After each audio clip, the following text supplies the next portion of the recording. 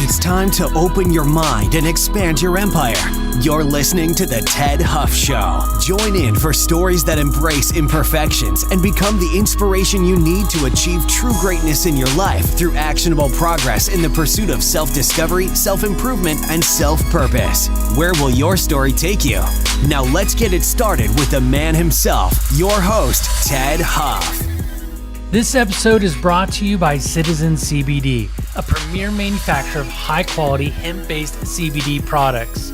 They're passionate about veterans experiencing PTSD, cancer, and other serious health issues. Grant Karstensen found himself among 1 in 8 veterans affected by PTSD. Unable to idly stand by and watch countless others unnecessarily suffer from the same fate, Grant took his painful experience with PTSD and transformed it into the positive movement of hope that is now Citizen. Use code HUFF25, HUFF25 at checkout and receive 25% off your complete order of great CBD products. Again, that code is HUFF25 for 25% off your order at citizencbd.com. Welcome to episode 11 of the Ted Huff Show. We have Kyle Stewart on. He's a Marine combat veteran and professional mixed martial arts fighter. Shortly after filming this episode, he received the call. You know, the call that every MMA fighter dreams of. It was the call up to the UFC for his debut fight on January 19th, 2019 in Brooklyn, New York. In this episode, Kyle shares his journey from riding the bench through high school and how the Marine Corp taught him how to build the mental toughness needed to make it to the UFC. Thank you for joining me on the show today. I really appreciate it. I know you're training for an upcoming fight, so it's an honor to be able to get you to take time out of that training. Yeah, thank you. Thank you for having me on. I'm excited. So, what's going on with you now? The fight that you're training for? Kind of give us some background on that, and then we'll roll back a little bit and talk a little bit about your history and how you got into the mixed martial arts. For me, it's like a big thing. It's the new year. It's the new fight of the year. I'm turning 30, and it's like, wow. You know, it's crazy. I think about it sometimes, and I'm like, damn, my career, like, I don't want to be fighting after 35 unless I'm, you know, I don't see that in the future. The way I look at it, I got like maybe 4 years left in my career to continue fighting before it's time to open another chapter and move on to something else.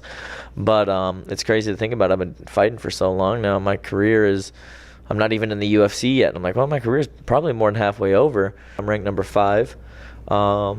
So, you know, I've fought 3 guys that were ranked in the top 10 already, and there's not a single other person in the top 10 that has fought a single other person in the top 10, and I fought 3.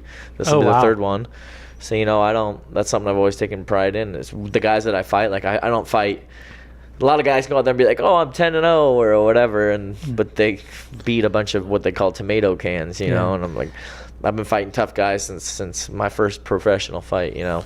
Yeah, because you're right. As we're recording this, you're 11-1. Yep, 11-1, 11 wins and 1 loss. And out of those 3 that were in the top 10, where do they fall in that 11-1? The 3 that were in the top 10. I fought the number 1 guy. That was my 1 loss. No one better to lose to than the number 1 guy. Yeah, we're actually teammates now. Oh, that's awesome. Yeah, so I moved gyms. I'm at the gym that he's at now, the MMA lab in Glendale. And so, I mean, if that's the 1 guy you lost to and he's an absolute stud, there's nothing really to hang your head on. And then I fought the guy that is ranked number 6. I'm ranked number 5. I already beat him, Jaleel Willis. He was 8-0 when I fought him. He was 10-0 as an amateur. He had 18-0 combined in MMA as an amateur and a pro. So I fought Jaleel Willis. I beat him. Hopefully, the fact that I fought these top-ranked guys will bump me up, because you can get a good record fighting middle-of-the-road guys. Mm-hmm. But when you look at, okay, what's your record? Okay, now who have you fought? When I can cross all those boxes out and solidify my position to get into the UFC, you know, I think that's something that they look at, is not only does he have a really good record, but he's been fighting really tough guys the whole time. So he's ready to go right now against anybody we put him against. So that's interesting, because that isn't something you pick up along the way. That's something that's innately in who you are. What would you think was your first memory that you can think of when you decided to do the harder thing or do something that other people thought was crazy? What's your first memory? You mean about fighting the quality opponents? But yeah, well, that. I mean that's a life. That's a lifestyle. You not doing the easiest thing, not doing the things that are expected, not just doing it to get the numbers. So I'm assuming that goes further back than just your fighting. I guess it just comes more with there's a lot of guys that you can fake the funk and look pretty good. You know what I'm saying? Mm-hmm. Yeah. There's a lot of people that can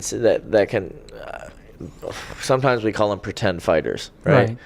Like, I'm not a pretend fighter. So what do you think was a pivotal moment in your life in general, not just fighting, but in your life in general, that made you go, I'm not the type of person to fake the funk? Ooh, I don't know about that. Specific time? I honestly just feel like it's always been there. It's kind of always been that way. Like, yeah. I don't. Yeah, I've never looked for. Not that I've always. I guess I've gravitated towards adversity, or I look at adversity different than most people, you know. And I've had a lot of adversity, especially throughout since I was 18, my life's been an adventure. When I was 18, I was joined the Marine Corp. I was in the Marine Corp for 8 years, 3 combat deployments to Afghanistan, been all over the world. Wait, how many years? I was in the Marine Corp for 8 years. Okay, and how many deployments? 3. Okay, yeah. Just so everybody understands. I mean, that's a pretty heavy duty deployment cycle. And I was an infantry machine gunner too. I guess that kind of goes right along with the whole. Does, I wasn't. Yeah, there's a lot of people that are in the military, not trying to beat down anybody who was in the military but wasn't in the infantry. Well, and my time in the Army, I was part of a mechanized infantry unit, rapid deployment, 82nd Airborne Corps. Yeah. So I completely understand. You understand, like, yeah. There's like a lot of people in the military, you know, but no, I was a machine gunner, man. I was the one chewing the dirt, filling the sandbags. I was the one on patrol, the one in the gunfights. That was me, man. Which is a hell of an adventure. That's the way I see it, man. Not many people. There's things that I did in the Marine Corps that I look back, and certain days, either whether it was a firefight, whether it was crazy things happen, and I look back and I'll watch a movie, like a movie where people are shooting each other in a war movie, and I'm just like into it, and I'm like, I lived that. You know what I'm saying? Like, and to me, it's like crazy. It makes it wow, you know. But anyways, what I was getting back to the adversity, I've had a lot of adversity since I was 18 years old, whether it was in the Marine Corps or in the fight game, and I feel like I seek it out, you know, like I want that. That's a really important. I think it's an important thing in life is everybody seeks to be comfortable, but everybody seeks to have things. Everybody wants to have money. Everybody wants to have security, but like, I don't think we're built to be house cats. I don't think we as human beings are built to be comfortable. Right. I think we're built to always want more, to always want to do more, to always want to overcome things. You know what I'm saying? Yeah. That's when people talk about having the 9-to-5 job and doing the same thing every day, but you get your bills paid, but you don't have time to really travel or see, or, you know, like, I think that I can't live that life, you know. So that's why it's weird. I went from being in the Marine Corps, not knowing where you're going to be this month, next month, the month afterwards, from the time I got in the Marine Corps to the time I got out. You know, it was always an adventure going somewhere. And now it's living on the edge. Okay, when's my next fight? Who am I preparing for? What are we working this week? Showing up with the team. And it's just like, I've never lived that comfortable, like I know what tomorrow brings, you know, type of a life. So what was it that they got you to join the Marine Corps? I know for me, it was I was disappointed in something I wasn't able to accomplish. So for me, the Army was, I didn't know what to do next. Yeah. So I took the next step for something that I knew was a commitment that I had to do. And it forced me to really think about things, and that's why I did it. Why did you join the Marine Corps? Man, my dad is a Marine. He's a Vietnam veteran, 0311. He was an infantry. My dad was an infantryman. My grandfather was an infantryman in the Army during World War II. He was doing the island hopping campaign after he met my grandmother. My dad's a Vietnam vet, an infantryman, 0311 rifleman in Vietnam. He was actually wounded in Vietnam. I was an infantryman in Afghanistan. My younger brother after me was an infantryman in Afghanistan and Iraq. So, but I think some of it, you could say it was my dad influenced. My dad never told us to join the Marine Corps. My dad never told it. He never once even really suggested it. But I think it was two things. It was just how much respect I had for my dad. One day I want my kids to look up to me and see me the way that I see my dad. Mm-hmm. And then it's that same thing. Like, I've always wanted adventure. I've always wanted that, not knowing what's happening tomorrow. I've always wanted to, not to say cheesy, not to be super cheesy, and no, I don't think any real vets would call themselves heroes, but I wanted to be my own hero. I wanted to go to third world countries and fight the bad guys. I think every little kid wants to do that. Right. I just still wanted to do it when I was an adult. That's cool. Now, it's interesting because everybody has their own story, especially us veterans, always have our own story of how we got into the service. And, for myself, I come from a family of military veterans as well. My father, my grandfather also was in World War II. Yeah. Air Force, not Marines or Army, but he was Air Force. World War II. Should have been the U.S. Army Air Corps then. It was. Yep. It was, yes. And so, I'm proud to say he was one of the first chief master sergeants in the Air Force. Yeah. Because he made that transition over. Uh-huh. But for me, I was early in my life. I didn't want to do it just because they did. Uh-huh. I wanted to do it because it's something I wanted to do, because I knew I needed that focus. I needed someone, although my parents did a great job, I needed someone to force me into the discipline.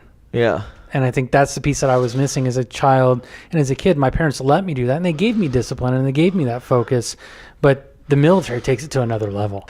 People always ask the question, like, connect your time in the military to how did you transition from being in the Marine Corps to fighting in MMA? How did you make that connection? And I always tell people, like, look, the Marine Corps gave me way more than I ever gave back to it, And I think if everybody was completely honest, they would say the same thing.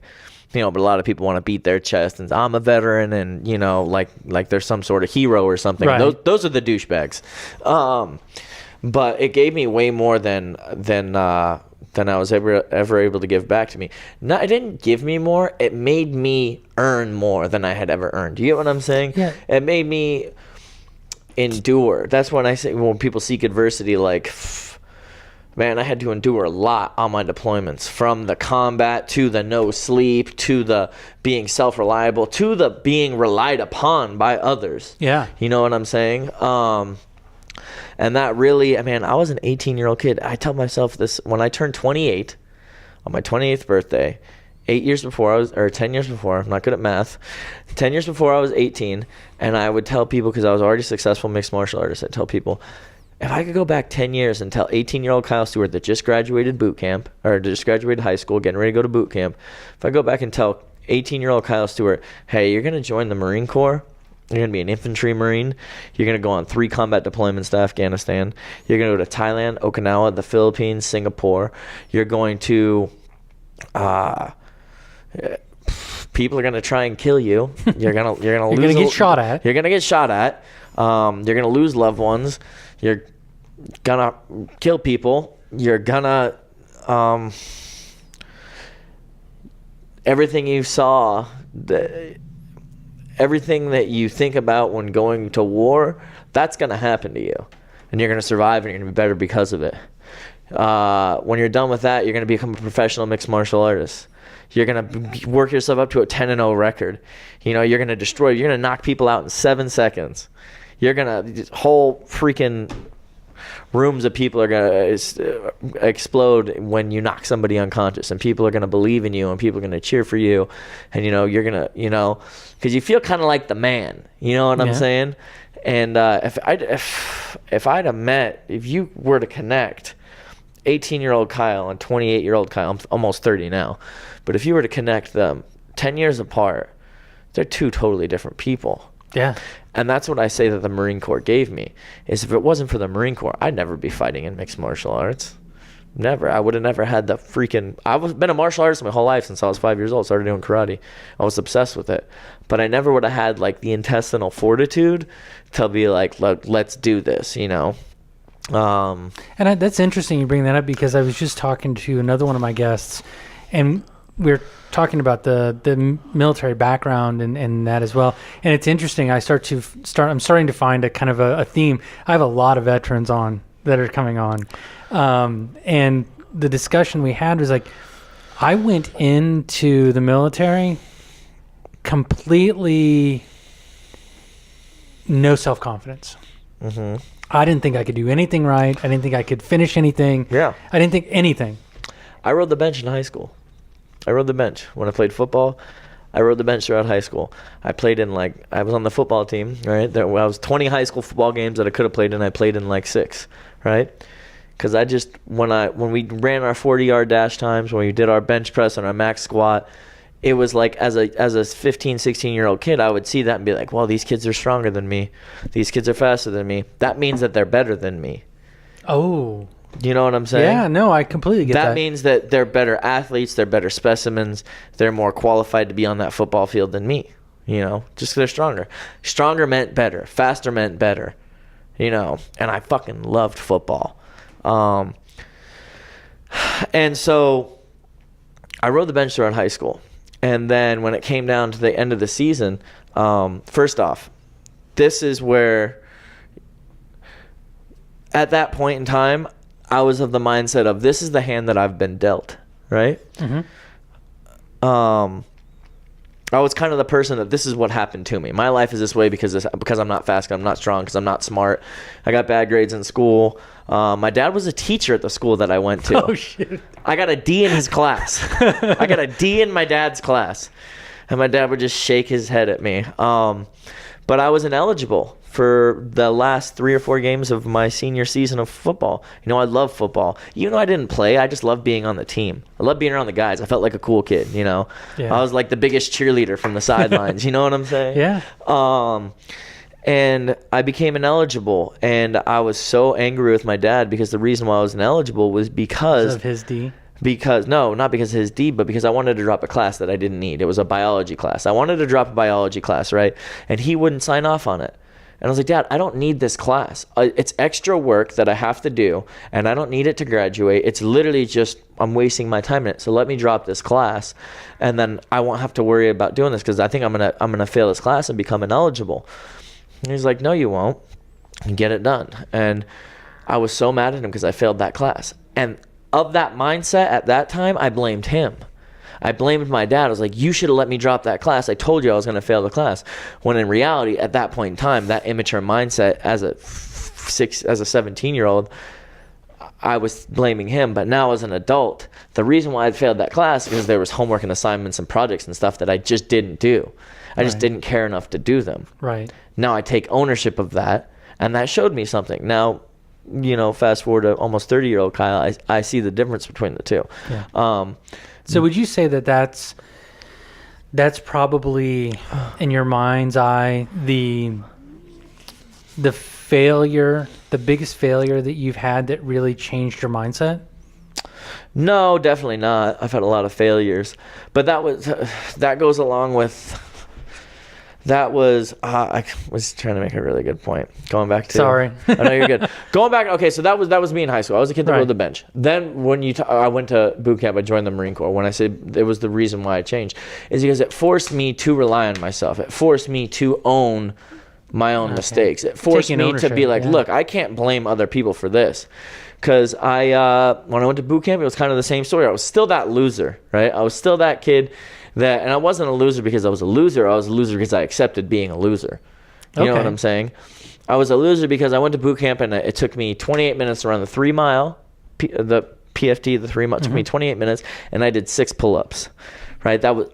I could only do 6 pull-ups. You know what I'm saying? Grown man could only do 6 pull-ups. And I barely made it. So they 10 was the minimum, and I did 11. Wow. So you made it. You barely made it. Yeah. So and then even my first 2 years in the Marine Corps were horrible. I used to get beat up all the time just because like I would do stupid things, you know. And but it wasn't the Marine Corps will make or break people. You will completely give up, or you will become something special. And I was just one of the lucky ones that became something special. So about 2 years into the Marine Corps, you know, my first deployment was really rough. Even with the other Marines that were around me, I felt like I was I almost felt like I was trying to be something that I wasn't. You know, I was just like, man, I'm not supposed to be here. These guys, once again, these guys are bigger, they're stronger, they're faster. You know, I shouldn't be in here, right? And if you want to narrow it down, honestly, coming down to like combat, I remember my first firefight ever. My team leader, my vehicle commander, who I haven't seen since he got out of the Marine Corps. I have no idea where he is in life. He's one of the ones who used to whoop my ass, man. He used to whoop my ass. And we were getting in a gunfight, and I was scared, man, because that shit's real. You know, like I said, you can see it in movies, but when people are actually shooting at you and it's actually real, and there's real things exploding and real IEDs were going off, and we were on this road, this dirt road, and we had hit 6 different IEDs, all with mine rollers. Nobody was hurt, but shit's blowing up, and it's just like, that could be, if that hits our truck, we're dead. If one of those hits our truck, IED goes off and tires and stuff are flying 400 feet up into the air. You know, it's like, if one of those hits us, we're going to die. And it's just something you have to accept. And they were out fixing one of the mine rollers. The guys up in front of us were fixing one of the mine rollers. So we're all stopped. Mobility. It's a mobility killer. We are stopped. And then we get ambushed and they start shooting us. And I'm like, yo, this is real. Like, RPGs are hitting the ground in front of our truck. And I'm scared shitless. And I see my vehicle commander and he's screaming, shoot me, motherfucker. And he's just losing his shit. But like, I wasn't screaming, shoot me. I was like, no, don't shoot me. I was scared, you know? And that changed me a lot. Like, seeing him do that made me be like, screw it, you know? So me seeing him do that, coming back, I grew up a lot, you know? I had made it through a lot. I had survived a lot. I had been through a lot. And I started to believe in myself because I had overcome so much adversity already, right? Then fast forward another year or two down the road, I'm starting to transition. I went from like that horrible boot Marine, brand new Marine that nobody wanted around, to like a guy that a lot of people liked around. I was a team leader. Later on, fast forward down the road, became a squad leader. Before I got out of the Marine Corps, I was a squad leader right before I got out. I would fill in as a section leader, platoon leader at certain times. But I transitioned from that 18-year-old kid that rode the bench in high school to that boot Marine that nobody wanted around. And there was just that confidence. Like, I was not confident in myself. To a leader, right? And understanding that, like, now I'm in the role of that guy who is screaming, let's go, motherfucker. And there's this scared kid that relies on me, that needs to see me not be fearful. Because if I'm scared, he's scared. You know what I'm saying? Yeah. And so that changed me a lot, you know? And having gone through so much on the multiple deployments, there's just a transformation period. I think people I had this conversation the other day. I think people transform about every 5 years. Who you are right now is not who you're going to be 5 years from now. Things will happen. You'll be a different person. And so fast forward, getting into more towards the end of my Marine Corps career, I had a lot of confidence. You know, I was no longer doing 6 pull-ups. I was doing 30 pull-ups. Right. Because I started to believe, well, I'm a leader. I need to be the one that does the most. Instead of being the kid that's fallen out of the run, right, I was the one that was leading the run. Yep. You know what I'm saying? I'm the one that's like, and I would see the kids fall out and I would feed off of their weakness and be like, look, that used to be me. I'm not that guy anymore. I'm a winner now. I'm a stud now. You know what I'm saying? Yeah. And that would motivate me, and I'd push them further. And then I had always done martial arts since I was a kid. I've loved martial arts. It's like been like a thing that tugs at my heart, right? And I had the confidence to start competing in martial arts and mixed martial arts because of what I had gone through in the Marine Corps, you know. But that's what I always tell people, what the Marine Corps gave to me the most is the confidence and the ability to believe in myself and through what I had gone through. You know what I'm saying? So that's where I say 17-year-old me was like the victim. That's why I get so angry when I hear people talking about excuses and people making excuses for why they're at in their lives, and well, I'm this way because of this happened to me and now I'm stuck here, right? Because that was me when I was 17. You know, that was me. I was the one that was just like this, you know, kind of like the poor me kind of a guy. And then when I was in the Marine Corps, I was told nobody gives a fuck, nobody feels bad for you, do your job. Yeah. No one cares. That was beaten to my head over and over and over until I was literally just saying, nobody gives a fuck. Like, nobody cares. Like, and I had to keep picking myself up, and I became more successful. And the more successful I became, the more successful I wanted to be. You know what I'm saying? Yeah. Because now you're looking at the guy who at my amateur... Well, you gain that momentum, right? Exactly. I look at... I was getting out of the Marine Corps. I was 9-1 as an amateur in mixed martial arts. And I looked back and I was like, you know what? Thinking back to the kid that was 17, 18 years old, that was a loser, right?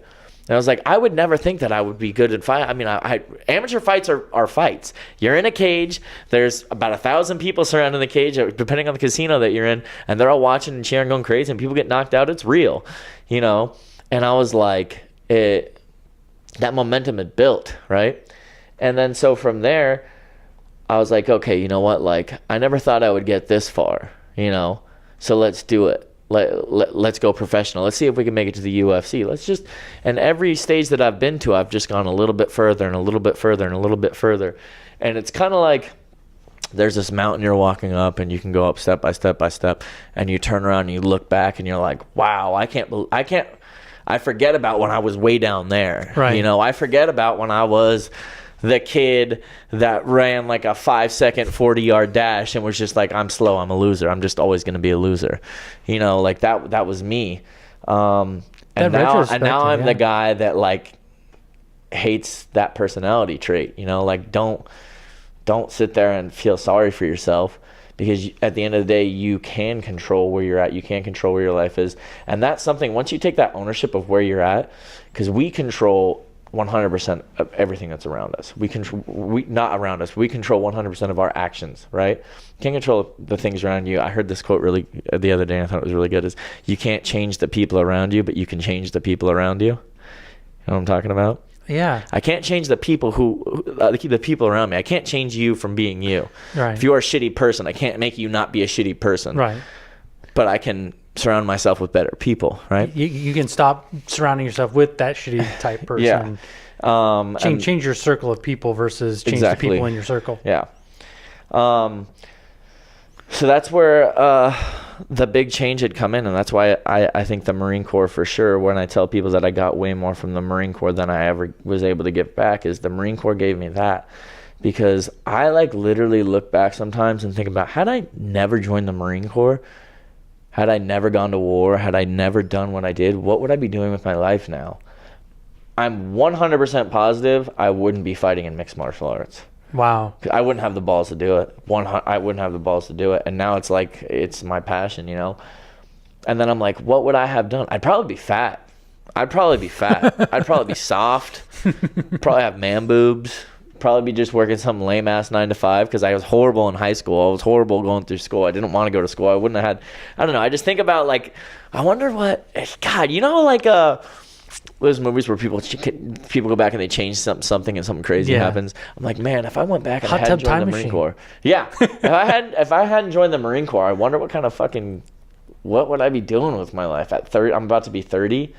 you know, and all the things that I've done in my life, from the deployments, the combat, Afghanistan, to the friendships that I have, the people that I met, the adventures that we've had, the stories that I have through the Marine Corps and through fighting. I'm just like, wow, you know, it's crazy to think about. So out of all of that fun stuff, and I'm going to kind of go back a little bit, what do you think is like your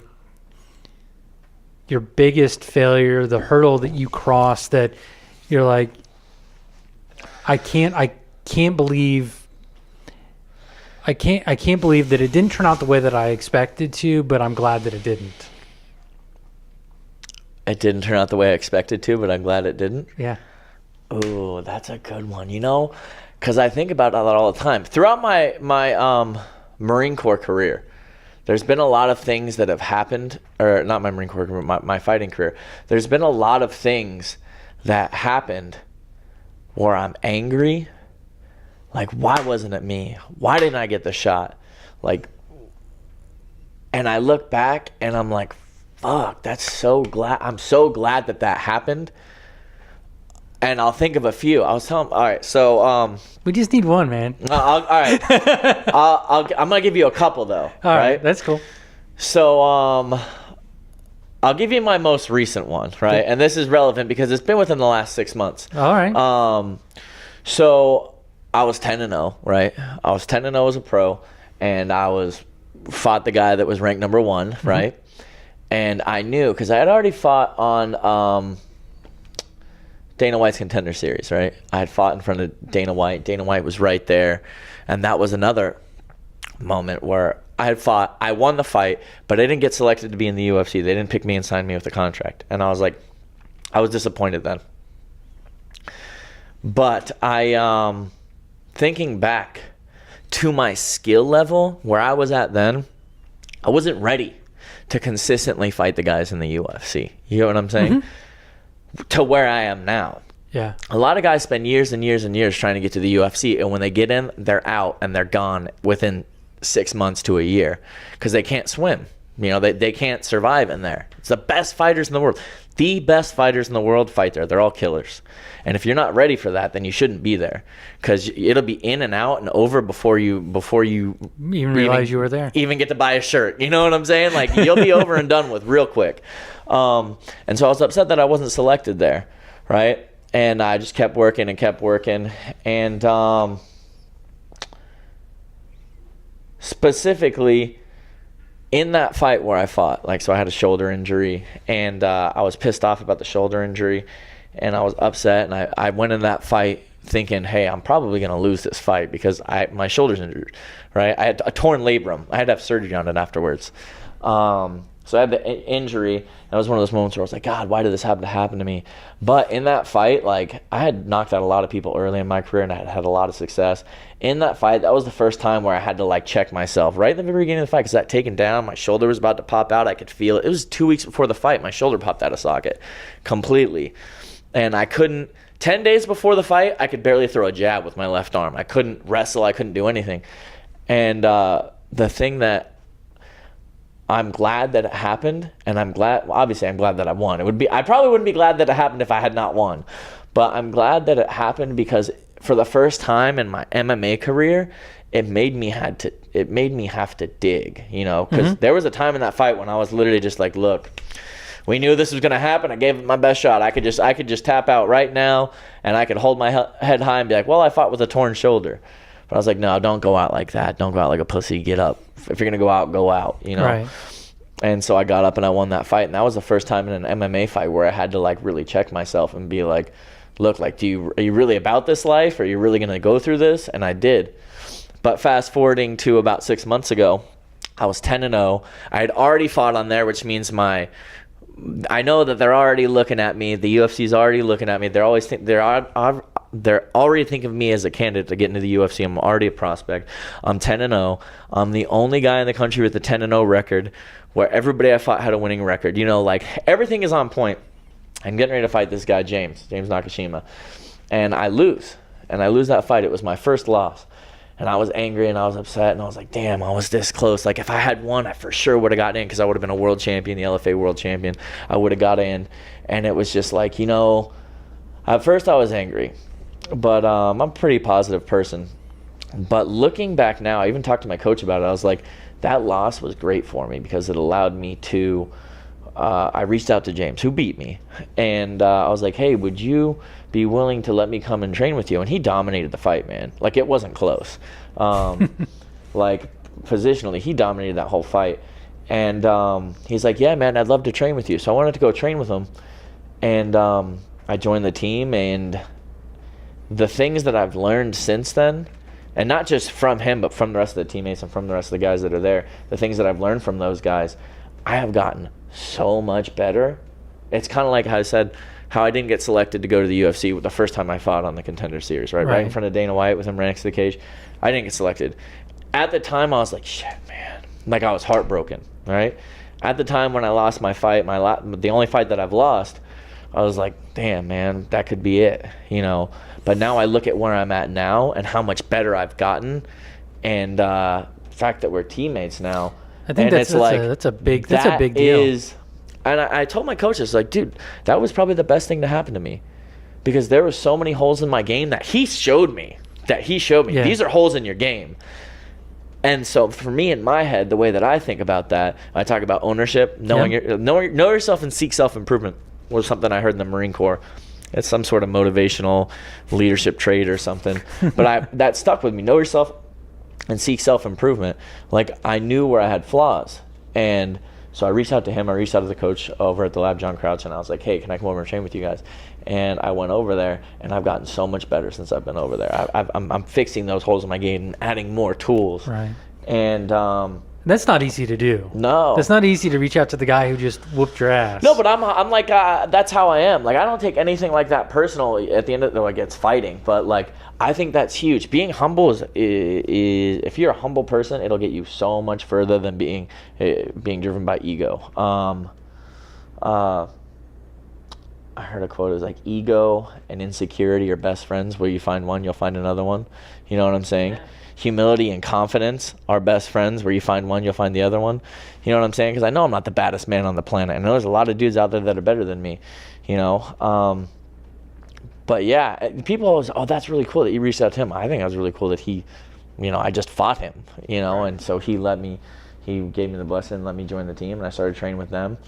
But yeah, like you said, like that's probably the biggest thing where I'm like, at this time in my life, I wanted this more than anything.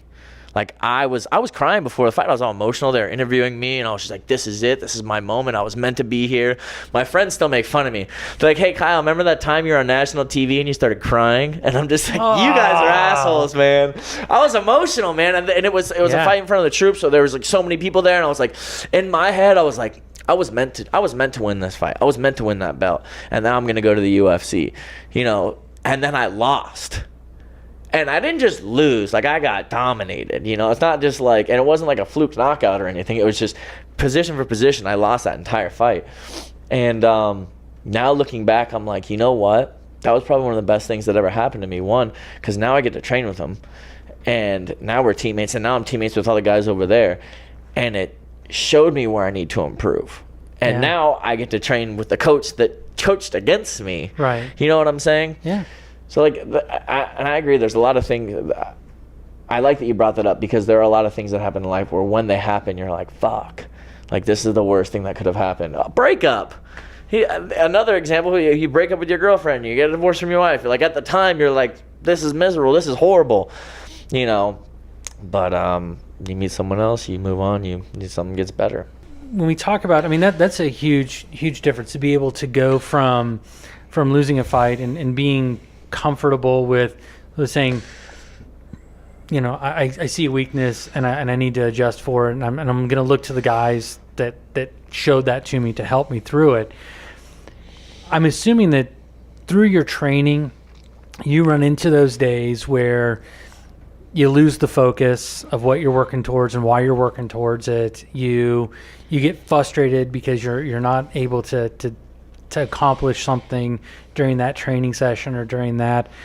What kinds of things do you do to get yourself mentally back in the game? For me, I would say there's a lot of struggles in where I'm at right now. You know, it's so crazy. All the guys that make it to the UFC or whatever, you go from like me with the money that I make from fighting, because I just train full time. I train every day, all day, Monday through Friday, Saturday mornings. And so it takes up all my time. I have no social life. I don't have hardly any money, because the money that I get from fighting is just enough to make it 3 months later.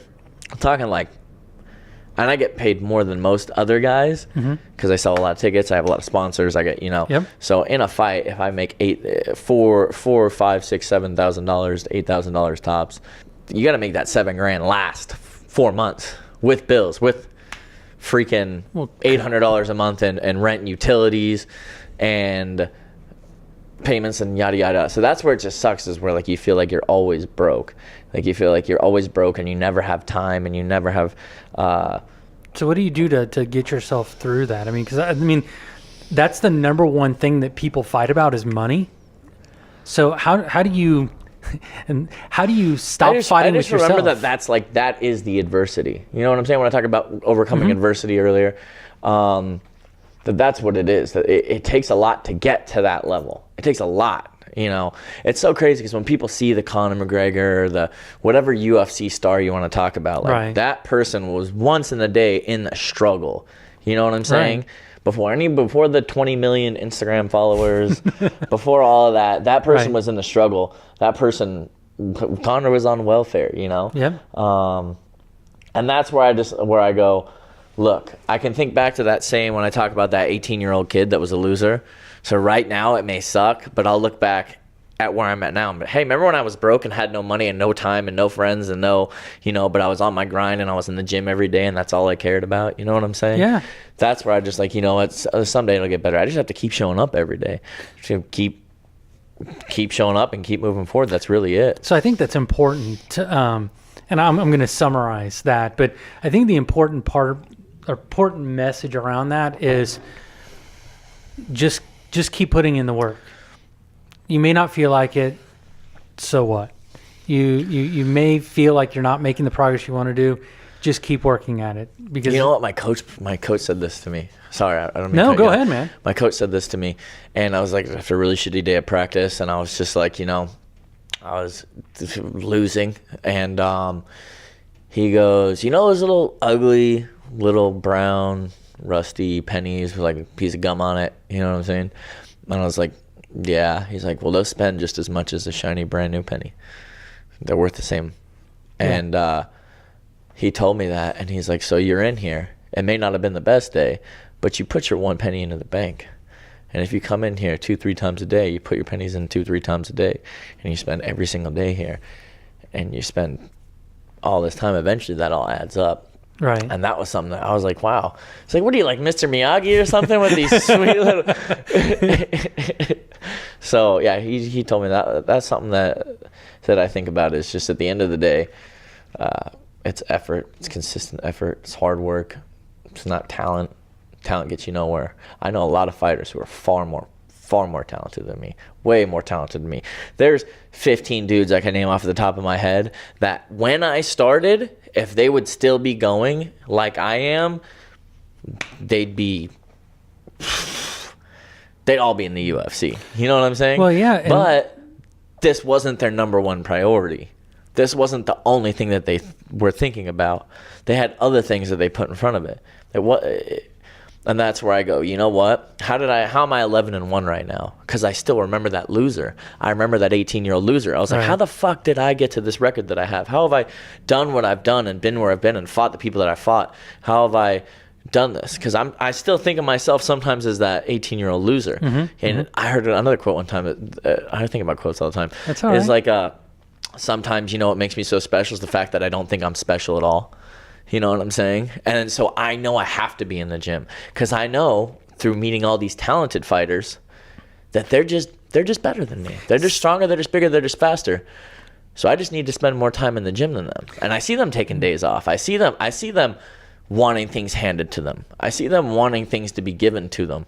Well, and it's interesting you say that because I don't remember where I heard it or where I saw it, but it's talent gives those who have talent the false sense of achievement. Yeah.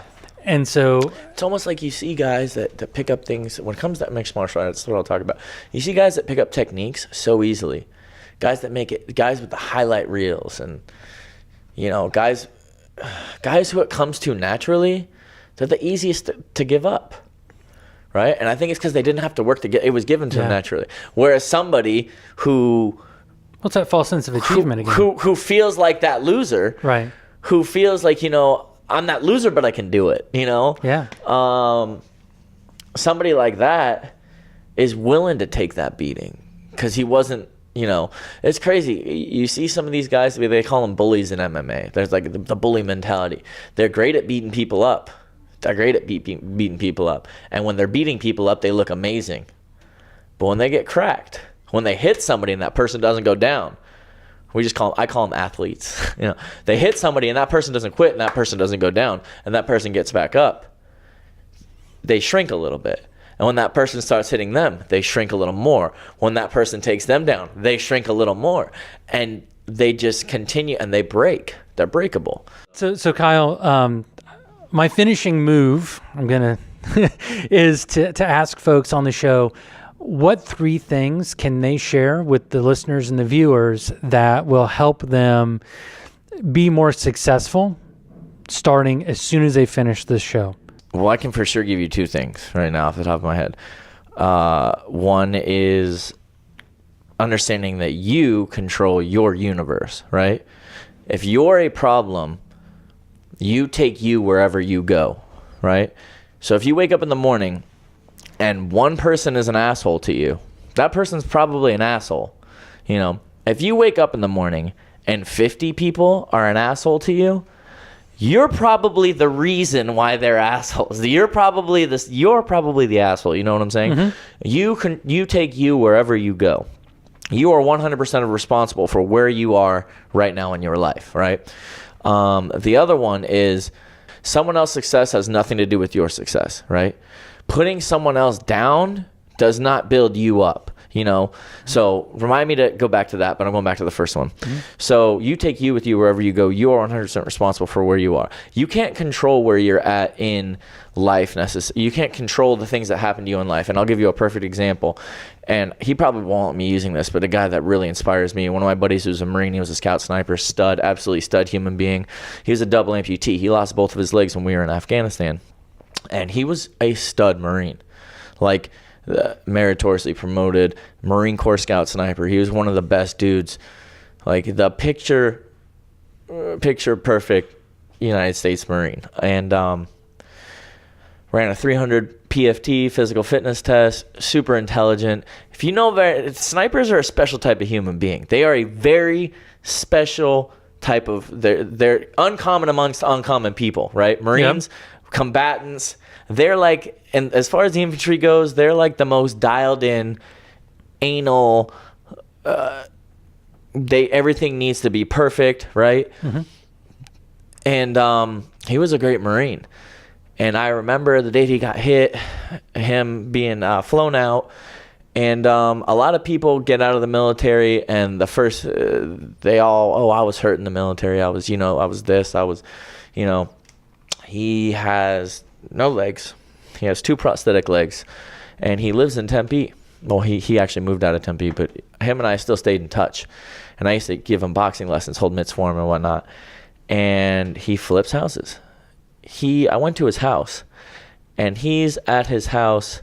I go in. He's on 2 legs, climbing a ladder. 2 prosthetic legs, like climbing a ladder, taking down ceiling fans, ripping out bathtubs, tearing down walls. He's doing all of this with no legs. As a double amputee.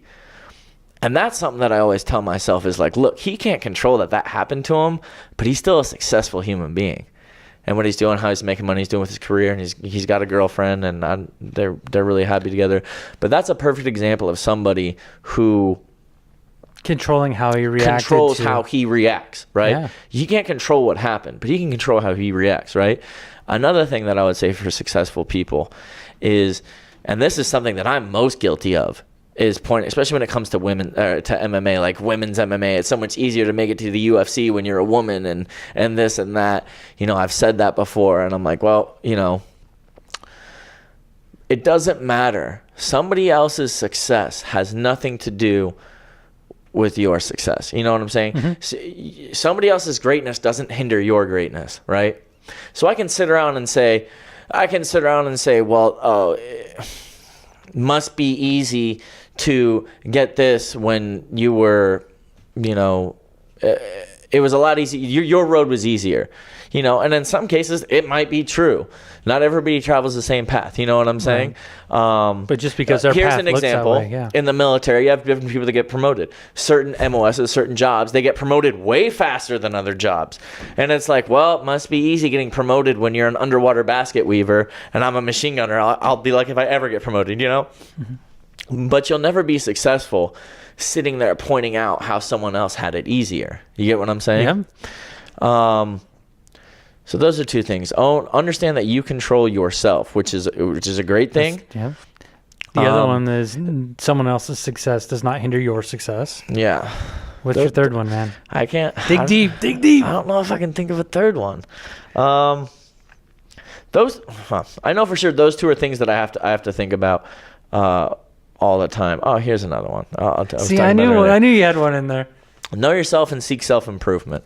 Know where you're at. Understand that's part of like knowing that you control your situation. Know yourself and seek self-improvement. Know where you're at. Know where your weaknesses are. Know where your faults are and try and improve those. You know what I'm saying? Because a lot of people aren't willing to be honest with their faults. That's where making mistakes. That's where people that make mistakes and blame others, if you blame others, you're not willing to know yourself or seek self-improvement. If you're saying, well, they have it easier, that's why it just sucks for me. Because you're spending so much time worrying about others, you're not thinking about yourself, and you're not thinking about how you can improve yourself, right? Know yourself and seek self-improvement.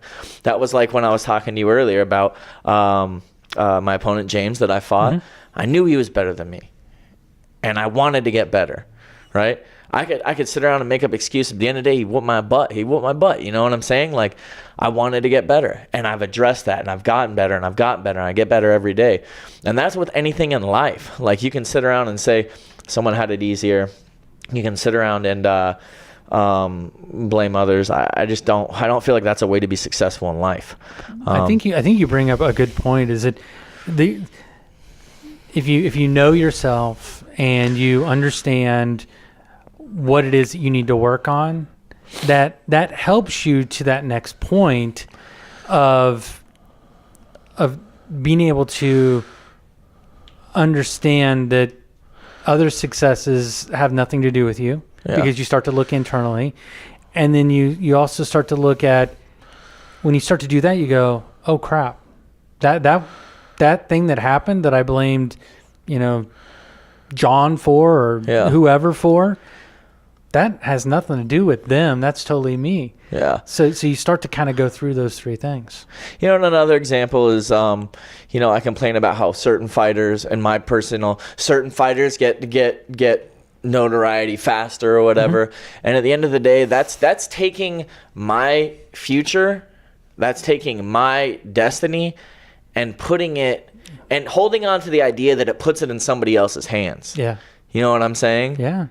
How can you ever truly be great on your own if you're relying on somebody else to give it to you? You got to take it. You know what I'm saying? And that's where I think maximum ownership and taking and understanding that you are 100% responsible. So if you're failing, life isn't what happens to you. It's how you react to it, Yeah. Oh, good. Well, Kyle, I appreciate you joining us. What is the best way for people to reach out to you? My Instagram, trying to boost those Instagram followers, is Kyle, KYLE _ Stewart, STEWART,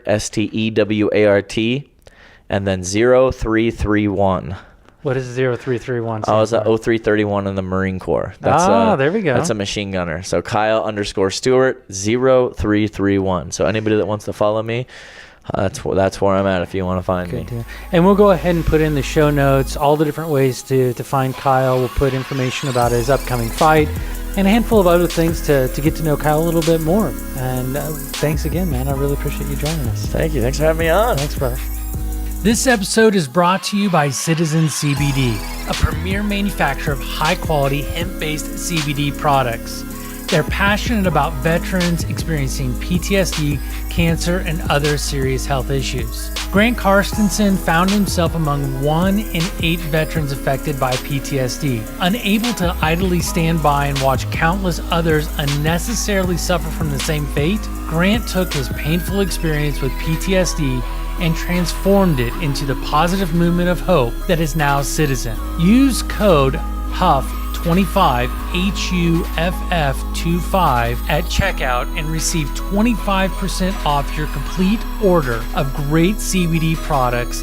Again, that code is HUFF25 for 25% off your order at citizencbd.com. That's it for this episode of The Ted Huff Show. But we know you're wondering where you go from here.